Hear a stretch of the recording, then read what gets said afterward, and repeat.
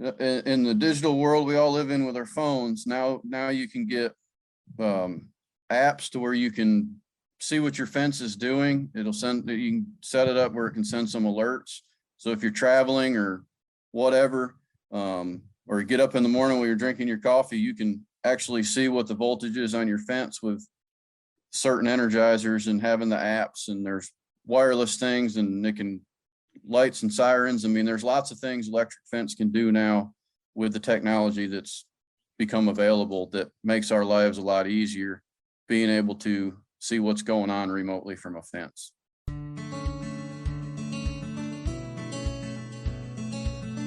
Hey, it's Shay Keister, and I'm your host and the founder of Casual Cattle Conversations, a global rancher education company that strives to bring honest thoughts and conversations from ranchers and leaders to other ranchers. Be sure to follow Cattle Convos on social media to have more in-depth conversations around the ranching business and lifestyle brought to you. If you are ready to take your operation to the next level and improve your lifestyle too, send me a message about my Rancher Mind group. Rancher Minds are monthly roundtable discussions for ranchers to learn from peers and experts and leave the call with actionable advice to make changes on their own operations. With that, let's see who our guest is today and what experience and advice they have to offer you to improve your own operation.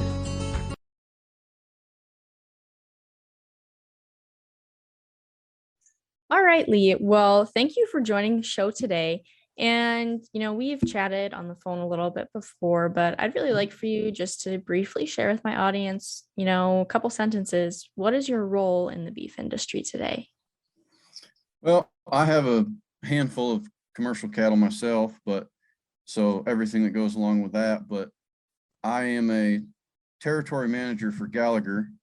So I play a pretty good sized role with a lot of producers, helping them design, set up systems, solve problems. A lot this year with the drought is, trying to stretch their grass as far as possible and implementing systems that help them do that.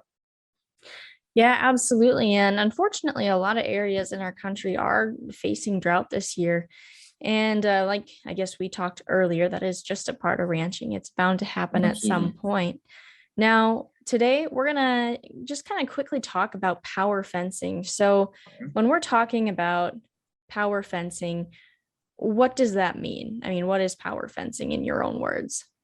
Well, there's really three ways to look at power fencing or electric fence.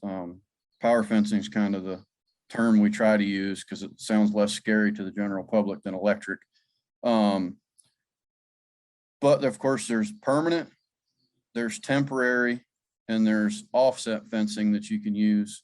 Put a power fence on a existing fence to some lease ground where it's fallen down, or some old fence to where you can, plug holes for little to no money to get the most out of your fence. So there's three ways to look at it, in my opinion. Just depends on the situation.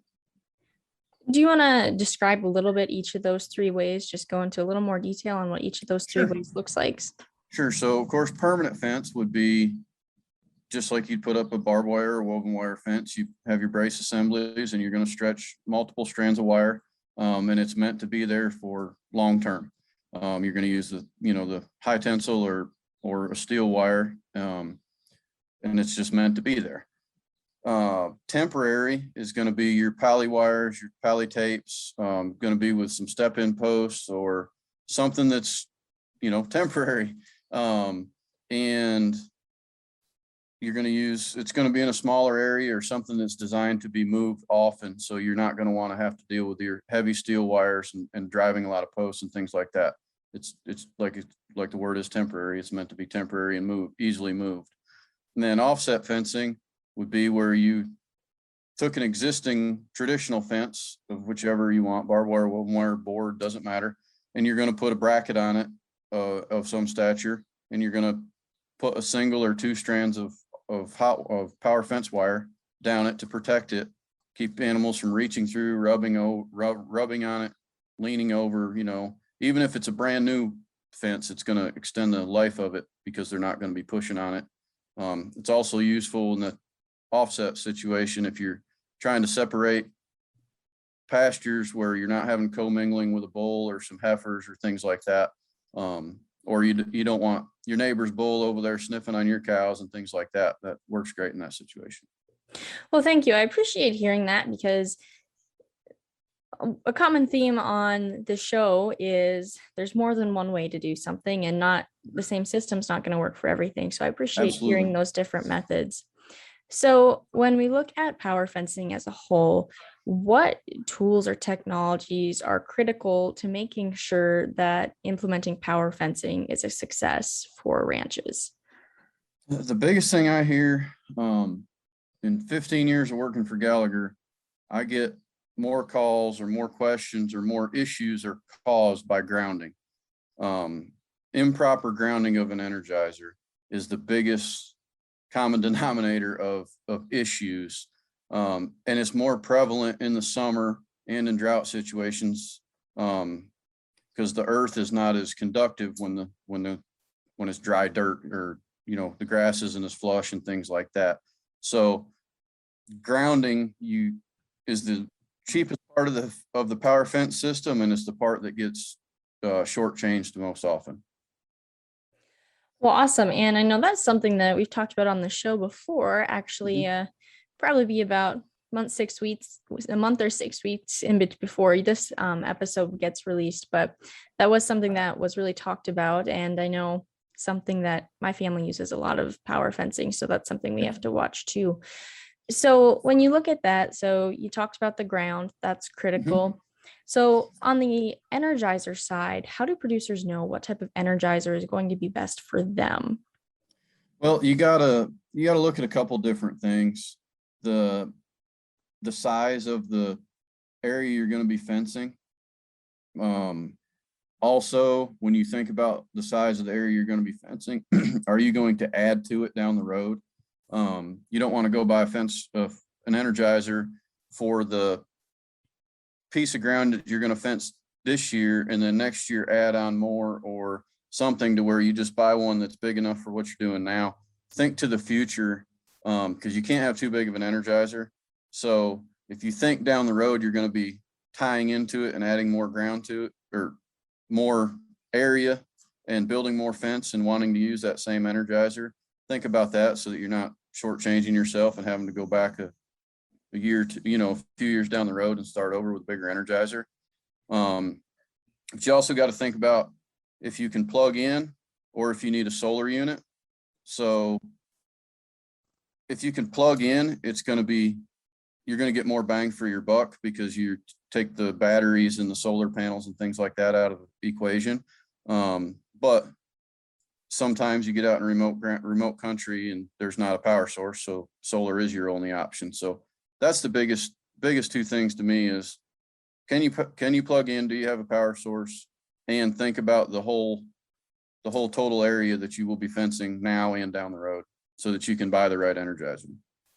Well, awesome. So going back to that, the amount of area that's going to be fenced, is there a certain point where the solution for getting more bang for your buck, more power on that fence, is that you also need to have more of a ground, or is that more reliant on the energizer itself? How do you weigh the amount of power going through the fence as far as, the grounding system compared to the energizer? Okay. The larger the energizer, the more ground system you're going to need. And that's directly related to, if you have a big energizer, you're probably covering a good amount of area. So if you think of your ground system like a CB radio antenna, the bigger your antenna is, the better signal you're going to get from a further distance, right? So large energizer, more ground rods, because if that cow is standing all the way in the back 40 that could be a mile away or 2 miles away from that energizer, you need a bigger ground system, a bigger net to catch the electrons coming back to make it all effective. So small area, small energizer, the lesser amount of ground rods you need. So think of it like that. It's pretty easy. Start with 3 ground rods and you won't have a problem most of the time. Well, thank you for sharing that. So, you already mentioned that grounding was one of the biggest mistakes, that you Mhm. hear ranchers make. What are some of those? Is there one or two other mistakes that you'd really like to bring to light today that are common with the power fencing strategies or systems, I should say? Yeah, uh, steel posts, they're used a lot and there's nothing wrong with them. Using a quality insulator, if you're going to use a steel post, whether it's a T-post or rebar or pipe, um, you get what you pay for when it comes to insulators and the insulation properties of them, the longevity of them from sitting out in the sun and cracking and things like that. A lot of people will spend all that money building a fence and buy an inexpensive insulator, and it fails a couple years down the road, and then they're having to go back and replace and spend all the time again and all that stuff. So you get what you pay for when it comes to plastics in the insulator. Also is not having a electric fence tester to where you can test your fence with the proper tool, so that when you reach out for help to somebody, whether it's calling the manufacturer or energizer or calling the territory manager like myself, if you can't tell me what that fence is reading with a digital voltmeter, it's harder for me to help you. Because an electrician's meter will not read electric fence accurately. So having the proper tools to provide all the information to get the best help for you. Well, thank you for sharing that. So, is there anything in the power fencing space that you're excited for as far as any new technologies coming out? Yeah, there's in the digital world we all live in with our phones. Now you can get apps to where you can see what your fence is doing. You can set it up where it can send some alerts. So if you're traveling or whatever, or you get up in the morning when you're drinking your coffee, you can actually see what the voltage is on your fence with certain energizers and having the apps, and there's wireless things and it can lights and sirens. I mean, there's lots of things electric fence can do now with the technology that's become available that makes our lives a lot easier, being able to see what's going on remotely from a fence. Well, that's pretty cool to hear, especially for those folks out there that have rented pasture quite a ways Mhm. away. Oh Definitely yeah, save some miles and time for them. And with fuel prices, that's pretty awesome if you can save any trip over absolutely. there.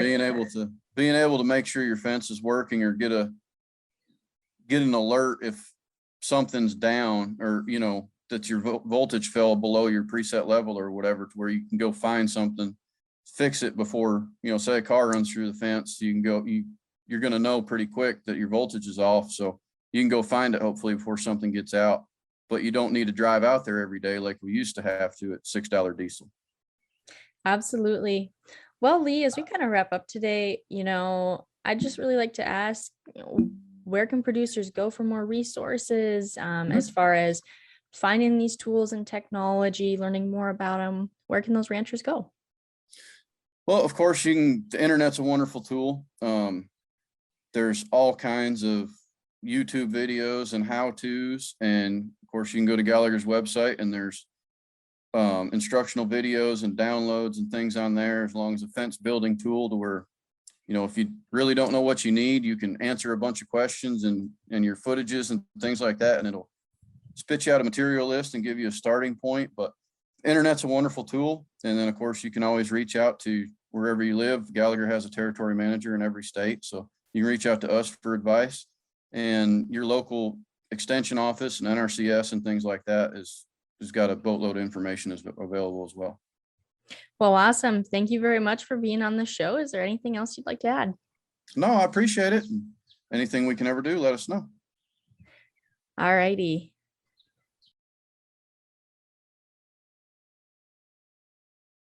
And that's a wrap on that one. Be sure to let me know your thoughts on the episode, and if you have any further questions around the topic. Take care and have a great day.